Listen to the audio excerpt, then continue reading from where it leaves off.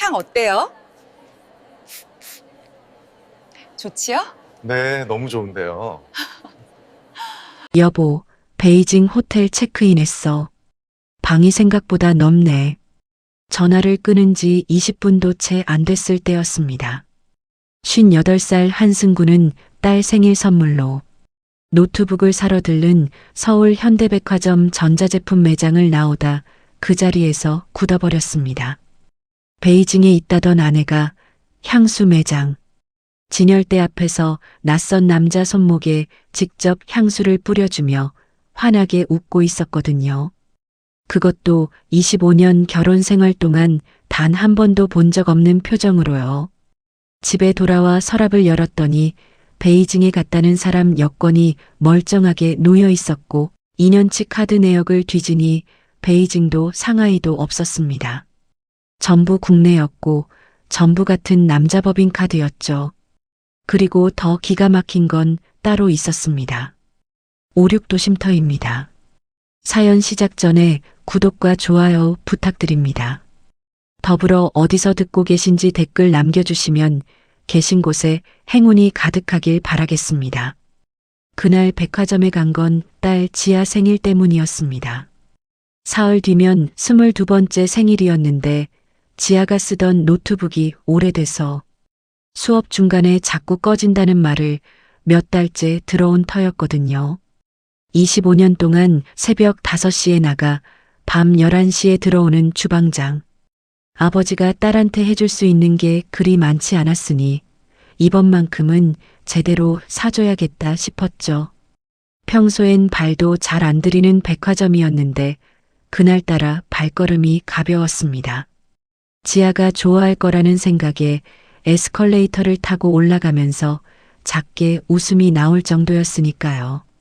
전자제품 매장에서 직원 설명을 한참 듣고 나서 노트북 하나를 결정했습니다. 계산을 마치고 쇼핑백을 들고 매장을 나오는데 바로 옆 향수 코너에서 뭔가가 눈에 걸렸습니다. 처음엔 그냥 스쳤습니다. 익숙한 실루엣이었는데 설마 싶었죠. 고개를 살짝 돌렸을 때 발이 저절로 멈췄습니다. 심장이 머리보다 먼저 알아챈 거였습니다. 진열대 앞에 서 있는 여자의 어깨를 모으는 버릇, 머리카락이 귀 뒤로 흘러내리는 방식, 말할 때 고개를 살짝 기울이는 각도까지 25년을 봐온 그 실루엣이 분명했습니다. 베이징 호텔에서 방이 넓다고 했던 그 여자가 서울 백화점 향수 코너에 서 있었습니다. 옆에 남자가 있었습니다. 키가 훤칠하고 짙은 감색 재킷을 걸친 남자였는데 아내가 테스터병을 집어들더니 그 남자 손목에 향수를 직접 뿌려줬습니다.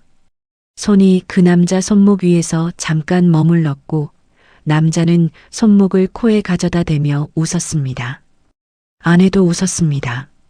가볍고 편안하고 오래된 사람들 사이에서만 나오는 그런 자연스러운 웃음이었습니다. 25년 동안 저한테 한 번도 그런 표정을 지어준 적이 없었거든요. 손에 들고 있던 쇼핑백이 천천히 구겨지고 있었는데 그걸 인식하지 못했습니다.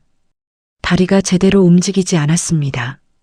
기둥 뒤로 몸을 붙이고 떨리는 손으로 핸드폰을 꺼냈습니다. 향수를 뿌려주는 아내의 손, 웃으며 손목을 올리는 남자의 얼굴, 두 사람이 나란히 서서 진열대를 들여다보는 장면까지 끝까지 담았습니다.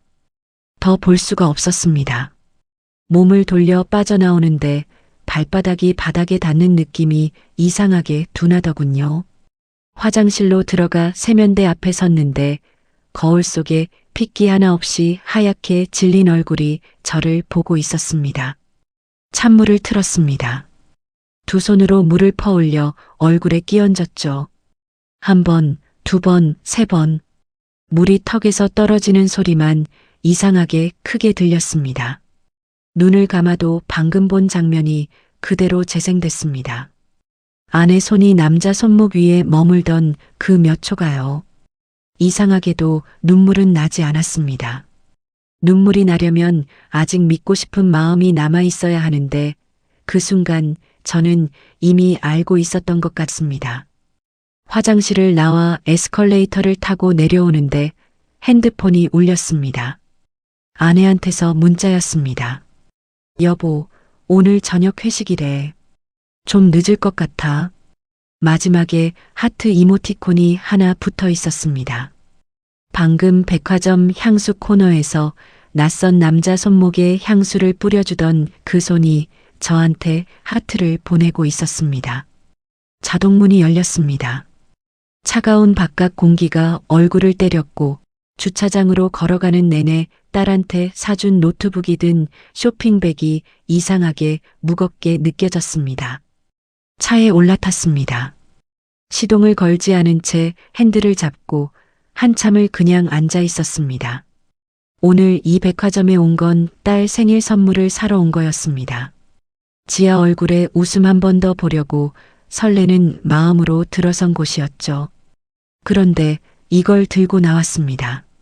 노트북 하나 그리고 손 떨리며 찍은 영상 하나. 한참 후에 겨우 시동을 걸었습니다. 그런데 더 기가 막힌 건 그게 시작도 아니었다는 겁니다.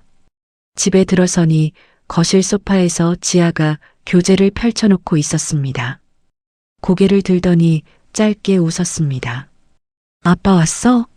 밥 먹었어요? 잠깐 멈췄습니다. 응, 먹었어. 너나 챙겨 먹어. 목소리가 평소와 다름없이 나오더군요. 스스로도 놀랐습니다. 서재로 들어가 문을 닫고 불을 켰습니다. 책상 앞에 앉으니 무릎 위에 올린 손이 아직 미세하게 떨리고 있었습니다. 창밖으로 마포구 골목 가로등이 하나씩 켜지고 있었는데 25년 동안 매일 들여다보던 그 풍경이 그날 밤은 처음으로 낯설게 느껴졌습니다. 나도 모르게 손이 서랍 쪽으로 갔습니다. 아내 여권이었습니다. 천천히 펼쳐 출입국 도장을 찾았습니다. 없었습니다. 페이지를 한 장씩 넘겼습니다. 다시 봤습니다. 그래도 없었습니다. 아내는 지난 2년 동안 베이징을 2번, 상하이를 1번, 선양을 1번 다녀왔다고 했습니다. 갈 때마다 회사 출장이라고 했고 저는 한 번도 의심하지 않았습니다. 그런데 여권은 한 페이지도 빠짐없이 너무 깨끗했습니다. 단 한 번도 해외에 나간 적 없는 사람의 여권처럼 말끔했습니다. 베이징에 있다는 사람 여권이 마포구 집 서랍 안에서 저를 올려다보고 있었습니다. 등줄기를 타고 내려오는 차가운 느낌이 무섭다기보다 이상하게 또렷했습니다. 노트북을 켜서 아내의 SNS를 열었습니다. 베이징이라며 올린 사진들을 검색해보니 전부 가평과 을왕리였습니다. 나만 바보처럼 속았다는 사실에 눈앞이 아득해질 때쯤 거실에서 잠든 아내의 핸드폰 진동이 짧게 울렸습니다. 화면에는 법인카드 승인, 임도현이라는 문구와 함께 남해의 한 풀빌라 결제 내역이 떠 있었습니다. 평소 알고 있던 비밀번호로 조심스럽게 문자를 열었습니다. 그 안에는 베이징 호텔이라던 그날 아내가 임도현과 주고받은 미러들이 가득했습니다. 2년치 카드 내역을 아내의 태블릿에 로그인된 홈페이지에서 직접 확인했습니다. 가평, 강릉, 남해. 아내가 출장이라던 날들과 단 하루도 틀리지 않고 정확히 일치했습니다. 전부 거짓말이었습니다. 댓글마다 언니 진짜 부러워. 출장 가는 게 여행 가는 거잖아 라는 말들이 달려 있었는데 그 댓글들이 이상하게 더 씁쓸하게 느껴졌습니다. 나만 몰랐던 겁니다. 세상에 나만 몰랐던 거였죠. 눈이 따가운 건지 눈물이 차오르는 건지 구분이 안 됐지만 눈을 감았다가 다시 뜨고 카드 명세서를 꺼냈습니다. 베이징 갔다던 날짜를 기준으로 한 줄씩 내려갔습니다. 가평, 강릉, 남해. 숙박 날짜가 하나도 빠짐없이 아내가 출장이라고 했던 날들과 정확히 일치했습니다. 단 한 번도 틀리지 않았습니다. 한 번이면 실수고 2번이면 우연이지만 4번이 전부 같은 방식으로 반복되면 그건 의도입니다. 2년 동안 한 번도 흔들리지 않은 계획이었습니다. 그런데 거기서 한 가지가 더 눈에 걸렸습니다. 결제 카드 명의가 아내가 아니었습니다. 낯선 이름이었는데 처음 보는 이름인데도 어딘가 본 것 같은 느낌이 묘하게 남았습니다. 그 이름을 머릿속에 천천히 새겼습니다. 그때 거실에서 지아가 냉장고 여는 소리가 들렸습니다. 뭔가 꺼내 먹는 소리, 수도 트는 소리, 다시 방으로 들어가는 소리가 서재 문틈으로 흘러 들어오는데 그 소리들이 이상하게 멀게 느껴졌습니다. 저는 검색창에 그 이름을 입력했습니다. 임도현. 결과가 펼쳐졌습니다.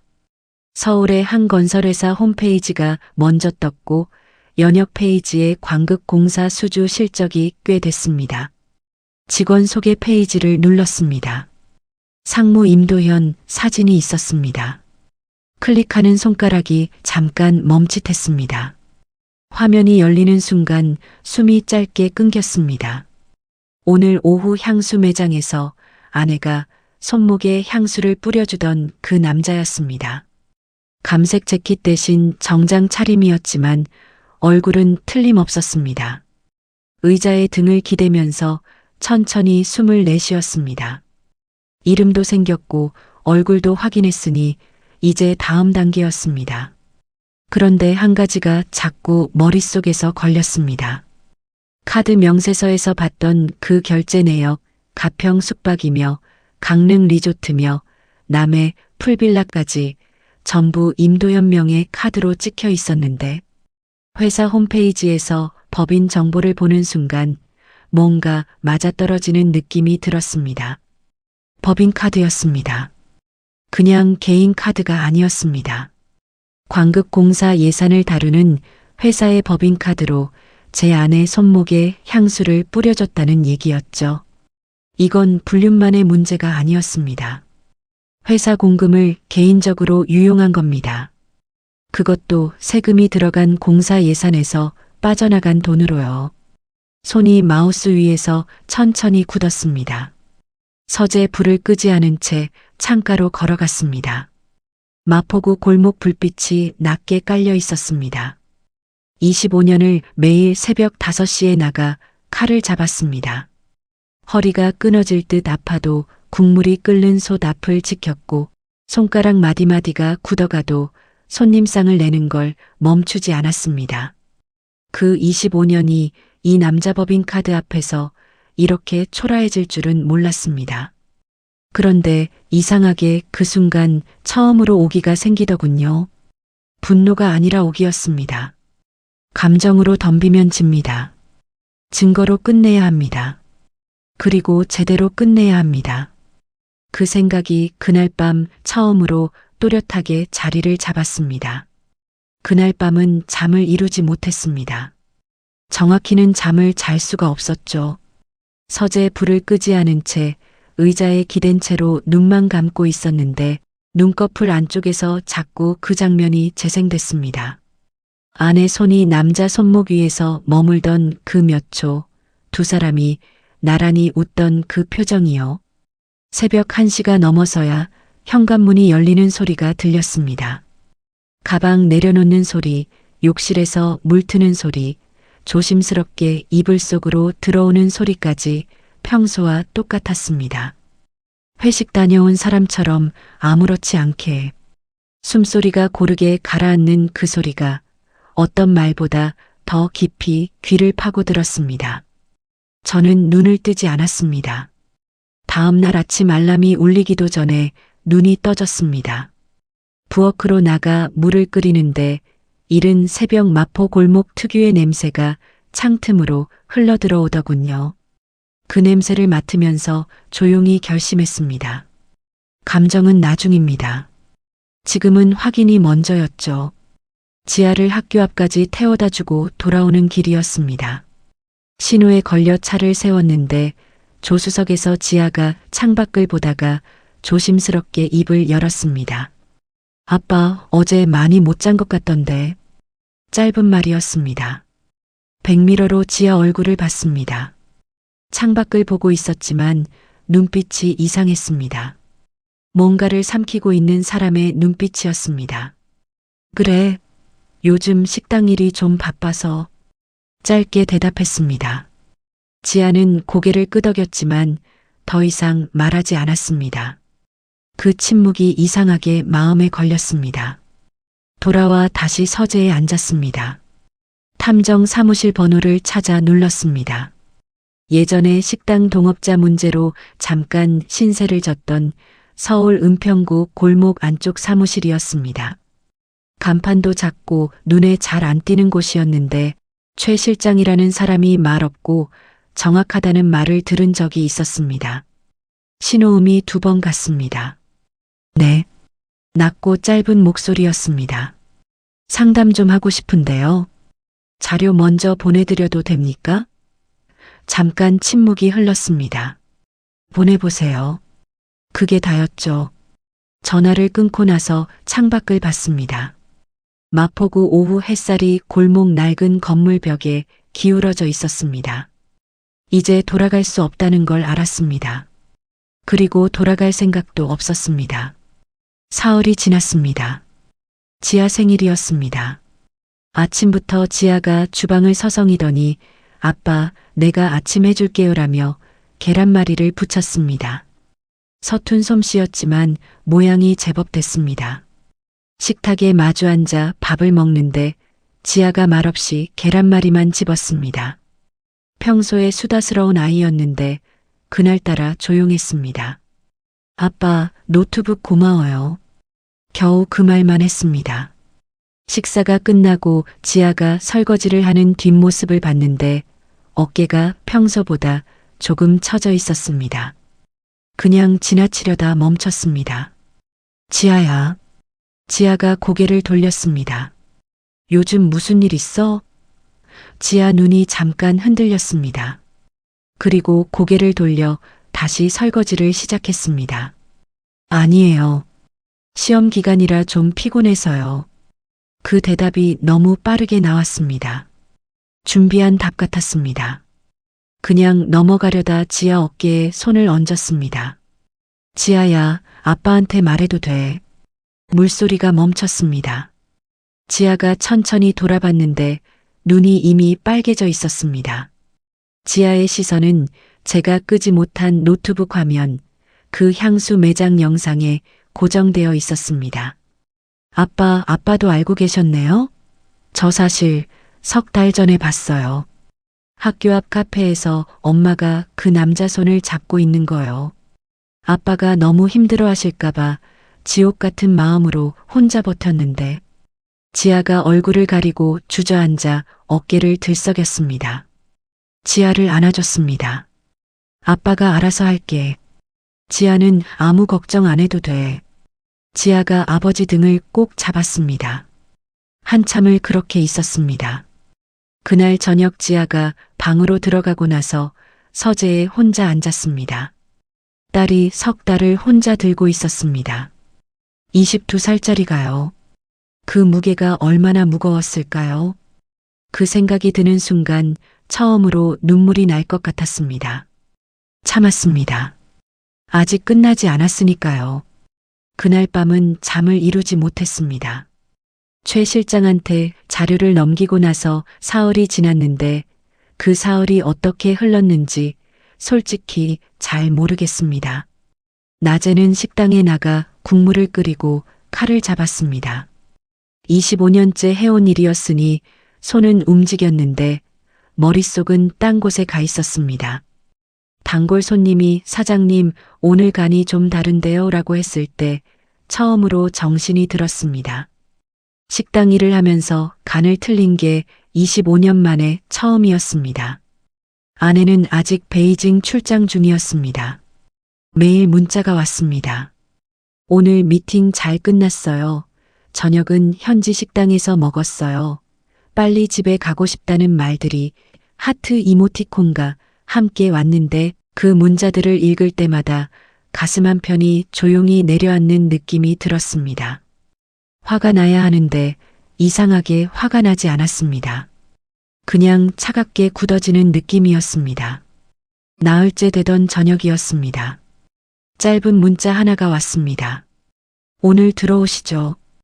은평구 골목 사무실로 차를 몰았습니다. 골목 안쪽으로 들어갈수록 가로등이 듬성듬성했고 간판도 크지 않은 사무실 문을 열고 들어서니 최 실장이 자리에서 일어나며 짧게 고개를 끄덕였습니다. 그런데 그 뒤에 누군가 더 있었습니다. 소파 구석에 여자 한 명이 앉아 있었는데 50대 초반으로 보였고 단정한 차림새였지만 눈밑이 깊이 꺼져 있었습니다. 잠을 제대로 못 자는 사람의 얼굴이었습니다. 저와 눈이 마주쳤습니다. 낯선 눈빛이었는데 이상하게 낯설지 않았습니다. 그 눈빛 안에 뭔가 익숙한 게 있었습니다. 최 실장이 조용히 말했습니다. 임도연 씨 배우자분이세요. 2달 전에 저한테 먼저 의뢰하셨어요. 숨이 잠깐 멎었습니다. 피해자가 처음부터 둘이었던 겁니다. 저 멀리 어딘가에서 이 여자도 저와 똑같은 밤을 보냈겠구나 싶었습니다. 카드 명세서를 들여다보면서 혼자 서재에 앉아 차가운 밤을 버텼겠구나 싶었습니다. 그 여자도 저를 가만히 봤습니다. 아무 말도 하지 않았습니다. 저도 아무 말도 하지 않았습니다. 할 말이 없었습니다. 배신당한 사람끼리 무슨 말을 나눕니까? 그냥 서로의 얼굴을 잠깐 봤습니다. 그 짧은 시간 안에 많은 게 전해지는 것 같았습니다. 같은 배를 탄 사람이었습니다. 그 여자가 먼저 자리에서 일어났습니다. 최 실장에게 짧게 인사하고 문 쪽으로 걸어갔습니다. 문을 나서기 전 잠깐 멈칫했지만 돌아보지 않았습니다. 문이 닫혔습니다. 골목 발소리가 멀어졌습니다. 최 실장이 책상 위 갈색 봉투를 밀었습니다. 손에 들었더니 생각보다 무거웠습니다. 그 무게가 손목까지 전해지는 것 같았습니다. 봉투를 열었습니다. 사진들이 쏟아졌습니다. 첫 번째 사진은 가평 카페 테라스였습니다. 마주 앉은 두 사람, 아내가 웃으면서 뭔가를 말하고 있었고 임도연이 그 말을 들으면서 테이블 위 안에 손을 살짝 덮고 있었습니다. 오래된 사람들 사이에서만 나오는 편안한 자연스러움이었습니다. 두 번째 사진은 강릉 리조트 로비였습니다. 두 사람이 나란히 걸어 들어가고 있었고 임도연 손이 아내 등 뒤에 살짝 얹혀 있었으며 아내는 그 손을 피하지 않았습니다. 세 번째는 남해 풀빌라 야외 테라스였습니다. 선베드에 나란히 앉아 같은 방향을 보며 웃고 있었는데 아내 손에 뭔가 들려 있었습니다. 향수병이었습니다. 백화점 향수 매장에서 임도연 손목에 뿌려주던 바로 그 향수였습니다. 네 번째 사진에서 손이 멈췄습니다. 현대백화점 쇼핑백이었습니다. 임도연이 쇼핑백을 들고 있었고 아내가 그 옆에서 웃고 있었는데 날짜를 봤더니 지아 생일 사흘 전이었습니다. 제가 그 백화점에서 지아 노트북을 사던 바로 그날이었습니다. 더 넘기지 않았습니다. 이미 충분했으니까요. 최 실장이 서류 하나를 추가로 꺼냈습니다. 카드 사용 내역 정리한 겁니다. 가평, 강릉, 남해 숙박비에 레스토랑, 백화점, 풀빌라까지 전부 합산한 금액이 보였는데 생각보다 훨씬 컸습니다. 전부 법인카드입니다. 정부 지원 사업 예산 항목에서 빠져나간 돈이에요. 천천히 숨을 내쉬었습니다. 이건 불륜만이 아니었습니다. 세금이 들어간 공사 예산으로 제 아내를 데리고 전국을 돌아다닌 겁니다. 그런데 최 실장이 거기서 멈추지 않았습니다. 마지막 영수증 사본을 내밀었습니다. 현대백화점 영수증이었는데 결제 카드가 임도연 법인카드였고 구매 품목을 봤더니 남성용 지갑이었습니다. 날짜는 아내 출장 출발 당일이었습니다. 귀국 선물로 미리 사둔 겁니다. 최 실장이 낮게 말했습니다. 베이징 면세점에서 샀다고 할 거예요. 손이 천천히 굳었습니다. 봉투를 닫았습니다. 사무실을 나와 차에 올라탔습니다.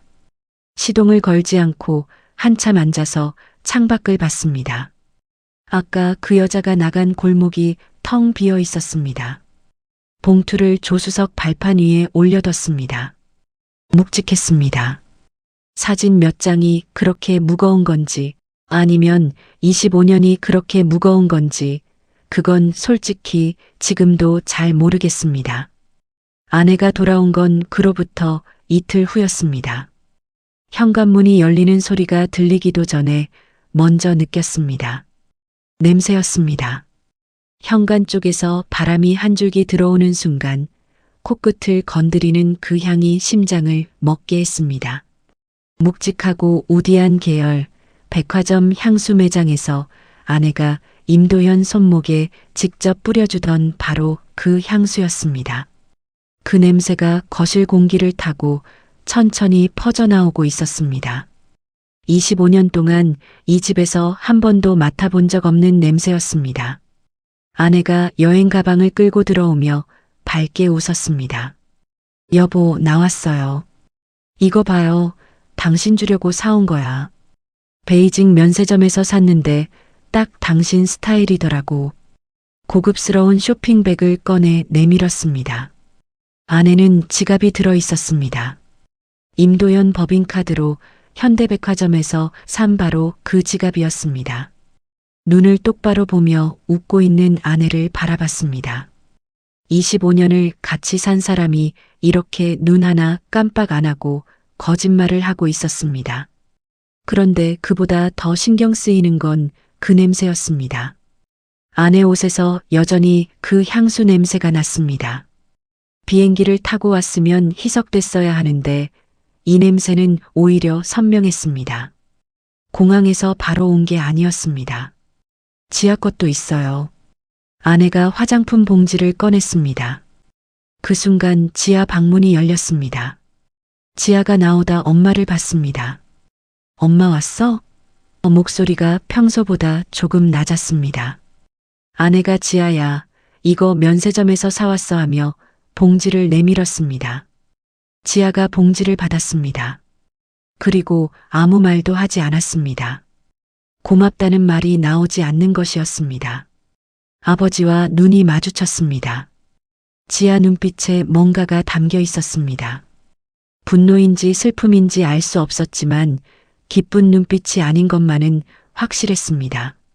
지아가 봉지를 들고 방으로 들어갔습니다. 문이 닫혔습니다. 아내가 그 뒷모습을 보며 말했습니다. 지아 요즘 왜 저래요? 시험 기간이에요? 글쎄요. 짧게 대답하고 방으로 들어갔습니다. 그날 밤은 이상하게 깊이 잤습니다. 결심이 완전히 내려진 사람의 잠이 이런 건가 싶었습니다. 다음 날 아침이었습니다. 지아를 버스 정류장까지 데려다주고 돌아오니 아내가 이미 거실 소파에 앉아 있었습니다. 머리를 단정하게 빗고 옷도 차려입은 채였는데 뭔가를 감지한 사람처럼 표정이 약간 굳어 있었습니다. 식탁 의자를 소파 맞은편으로 당겨 앉았습니다. 테이블 위에 노트북을 올려놓았습니다. 아내 시선이 노트북으로 옮겨갔습니다. 왜 그래요? 무슨 일이에요? 가볍게 유지하려고 애쓰는 목소리였습니다. 대답하지 않았습니다. 노트북을 열고 영상부터 틀었습니다. 현대백화점 향수 코너, 남자 손목에 향수를 직접 뿌려주는 아내, 나란히 웃으며 진열대를 들여다보는 두 사람. 거실 공기가 순식간에 굳어버렸습니다. 아내 얼굴에서 표정이 지워지더군요. 핏기가 빠지는 게 눈에 보일 정도였습니다. 이건 오해예요. 그냥 거래처분이에요. 우리 회사 협력업체라고요. 그 말을 듣는 순간 봉투를 꺼냈습니다. 사진을 한 장씩 테이블 위에 내려놓았습니다. 가평 카페 테라스, 손을 덮고 있는 두 사람. 강릉 리조트 로비, 등 뒤에 손을 얹고 걸어 들어가는 장면. 풀빌라 테라스, 향수를 들고 웃는 아내. 사진이 하나씩 쌓일 때마다 아내 고개가 조금씩 내려갔습니다. 그냥 아는 사람이 맞아요? 조용히 물었습니다. 아내가 아무 말도 못하더군요. 입술이 파르르 떨렸습니다. 카드 내역 출력물을 테이블 위에 펼쳤습니다. 가평, 강릉, 남해. 당신이 베이징 출장 갔다던 날들이에요. 이 카드 법인 카드야. 정부 지원 사업 예산에서 빠져나간 돈이에요. 아내 어깨가 크게 떨렸습니다. 마지막으로 현대백화점 영수증 사본을 꺼냈습니다. 어제 당신이 베이징 면세점에서 샀다던 내 지갑이요. 현대백화점에서 그 남자 법인 카드로 긁은 거더군요. 직접 사준 거잖아요. 그 남자가요. 아내가 손으로 얼굴을 가렸습니다. 잠깐 침묵이 흘렀습니다. 그때 말했습니다. 그 남자 가족 있어요. 아내 손이 얼굴 위에서 굳었습니다. 그 남자 유부남이에요. 자식도 있고요. 아내가 천천히 손을 내렸습니다. 얼굴이 하얗게 질려 있었습니다. 그건 그 사람이 이혼했다고 했어요. 나한테 이혼했다고 했는데 목소리가 갈라졌습니다. 처음으로 당황하는 얼굴이었습니다. 이혼을요? 이혼했다고 했어요. 진짜로요. 아내가 고개를 들었습니다. 눈에 혼란이 가득했습니다. 거짓말에 속은 사람의 얼굴이었습니다. 그 표정을 가만히 봤습니다. 그 남자 아내가 2달 전에 탐정한테 먼저 의뢰했어요. 당신 때문에요. 아내 입이 벌어졌습니다. 그 여자도 다 알고 있었다는 얘기예요. 처음부터요. 한동안 아무 말도 없었습니다. 아내가 유부남한테 속은 건지 아니면 알면서 모른 척한 건지 그게 이 순간 중요한 게 아니었습니다. 이혼 서류를 테이블 위에 밀어놓았습니다. 그때 방문이 열렸습니다. 지아였습니다. 버스를 타지 않고 돌아온 거였습니다. 지아가 식탁 위 사진들을 봤습니다. 아내가 지아야라고 불렀습니다. 지아가 어머니를 봤습니다. 눈이 이미 빨갛게 차오르고 있었습니다. 엄마, 나 다 알고 있었어. 3달 전에 봤어. 그 남자 손 잡고 있는 거. 아내 입술이 파르르 떨렸습니다. 지아가 아버지를 봤습니다. 아빠, 나 아빠 곁에 있을게요. 저는 고개를 끄덕였습니다. 아내가 소파에 주저앉았습니다. 이혼 서류를 손가락으로 한번 두드렸습니다. 사인해요. 목소리는 끝까지 낮게 유지했습니다. 그게 더 무섭다는 걸 알고 있었으니까요. 법원 복도는 조용했습니다. 차가운 형광등 불빛 아래 아내와 나란히 앉아 있었는데 아내는 고개를 숙인 채 아무 말이 없었습니다. 25년을 같이 산 사람과 나란히 앉아 있는데 할 말이 없었습니다. 이상한 일이죠. 그런데 사실 이상한 게 아니었습니다. 이미 다 끝난 사이였으니까요. 도장만 안 찍혔을 뿐이었습니다. 조정은 오래 걸리지 않았습니다. 양육권은 한승구, 위자료와 재산 분할까지 하나씩 정리됐고 서류에 도장이 찍히는 순간 25년이 종이 한 장으로 끝났습니다. 밖으로 나왔습니다. 법원 앞 계단을 내려오는데 가을 햇살이 눈에 들어왔습니다. 뒤에서 아내가 불렀습니다. 승구 씨. 멈췄습니다. 돌아보지는 않았습니다. 미안해요. 목소리가 작았습니다. 잠깐 그 자리에 서 있었습니다. 늦었어요. 그 한마디로 끝냈습니다. 그리고 계단을 내려왔습니다. 이혼 서류에 도장을 찍은 다음 날 변호사 사무실에 다시 찾아갔습니다. 이번엔 다른 용건이었습니다. 상간남 소송이었습니다. 변호사가 말했습니다. 증거가 충분합니다. 사진, 카드 내역, 탐정 보고서까지 있으니 소송 승산 높습니다. 진행해 주십시오. 그리고 이 자료도 함께 제출해 주십시오. 최 실장이 모아준 임도연의 법인카드 유용 증거들을 변호사에게 넘겼습니다. 상간남 소송과 동시에 저는 해당 건설회사의 감사실과 국민권익위원회에 이 부패 내역을 익명으로 제보했습니다. 나랏돈으로 내 아내와 호텔을 전전한 그 남자를 용서할 수 없었으니까요. 소송장이 날아감과 동시에 회사 내부 감사가 시작됐고 임도연은 빛의 속도로 몰락했습니다. 얼마 후 기소됐다는 소식이 들렸습니다. 회사에서는 이미 잘린 뒤였고 그 잘나가던 상무 자리도 하루아침에 끝났습니다. 상간남 소송 결과도 나왔습니다. 법원이 임도연에게 위자료 3천만 원 지급을 명령했습니다. 변호사가 전화로 알려줬을 때 특별한 감정이 들지 않았습니다. 당연한 결과였고 그 정도면 됐습니다. 그런데 그 즈음 뜻밖의 연락이 하나 왔습니다. 임도연 아내였습니다. 문자 한 통이었습니다. 저도 소송 냈어요. 응원해 주셔서 감사합니다. 응원한 적이 없었습니다. 탐정 사무실에서 마주쳤을 때 아무 말도 하지 않았습니다. 그런데 그 여자는 그 침묵을 응원으로 받아들인 모양이었습니다. 답장을 보냈습니다. 잘 됐으면 좋겠습니다. 그게 다였습니다. 그게 맞는 거였습니다. 집으로 돌아왔습니다.